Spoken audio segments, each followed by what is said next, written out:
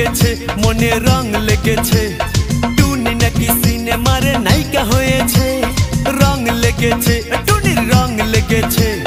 টুনি নাকি সিনেমার নায়িকা হয়েছে সেই ছবিতে নায়ক নাকি থাকবে সাকিব খান ছবিটার নাম নাকি তুমি আমার জান টুনির জ্বালায় এবার আমার যাবে রে প্রাণ রং লেগেছে মনে রং লেগেছে টুনি নাকি সিনেমার নায়িকা হয়েছে।